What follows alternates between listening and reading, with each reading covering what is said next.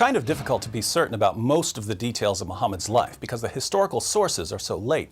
Our earliest detailed biographical source on Muhammad's life is Ibn Ishaq's Sirat Rasulullah, which was written more than a century after Muhammad died.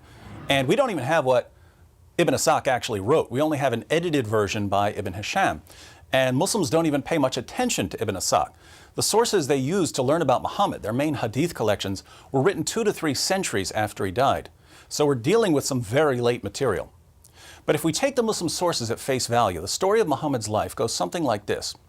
He was born around 570 AD in a city called Mecca in what is now Saudi Arabia. His father, Abdullah, died before he was born, and his mother, Amina, died when he was 6 years old. After the death of his grandfather, Muhammad was raised by his uncle, Abu Talib, leader of the Banu Hashim clan. While he was still young, Muhammad began working in the Meccan caravan trade, which put him in contact with diverse religious traditions. When he was 25, he married a wealthy widow, Khadija, who was 15 years older than he was. With more leisure time, Muhammad developed the habit of retreating to a cave on Mount Hira for prayer and reflection, as was common for the polytheists of the Meccan Quraysh tribe. So it seems that Muhammad was very interested in religious matters long before anyone believed he was a prophet. During one of his yearly retreats, Muhammad became convinced that a jinn or a demonic spirit had possessed him and had ordered him to recite some verses. The verses said, "Read in the name of your Lord who created man from a clot of blood. Read, and your Lord is most generous, who taught by the pen, taught man what he did not know." These words are now found in the Quran, chapter 96, verses 1 through 5. So this is when Muhammad started receiving revelations that would eventually become the Quran. But again, he didn't think that they were revelations at this point. He thought that he was possessed by some sort of poetry demon. He was 40 years old at the time, and he was so embarrassed at the thought of being possessed by a jinn or a demon that he tried to hurl himself off a cliff. But whatever it was that gave him the verses stopped him from committing suicide. Muhammad ran home to his wife Khadija and her cousin Waraka, and it was Khadija and Waraka who persuaded him that he wasn't possessed, he was a prophet of Allah.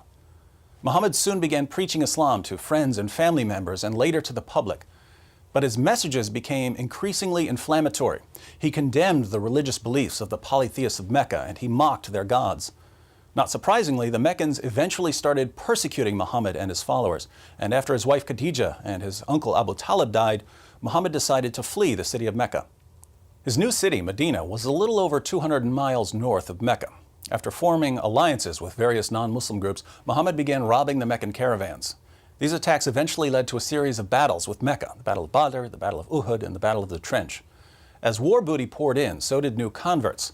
The growing Muslim army allowed Muhammad not only to subdue Mecca, but to subdue the rest of Arabia as well.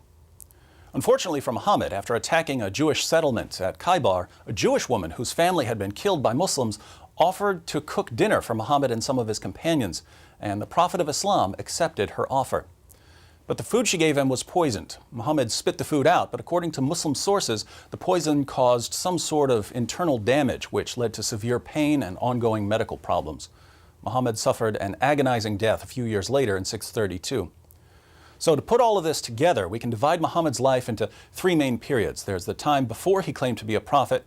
This would be 570 to 610. There's his time in Mecca after he claimed to be a prophet. This is 610 to 622. And there's his time in Medina as a prophet. This is 622 until his death in 632.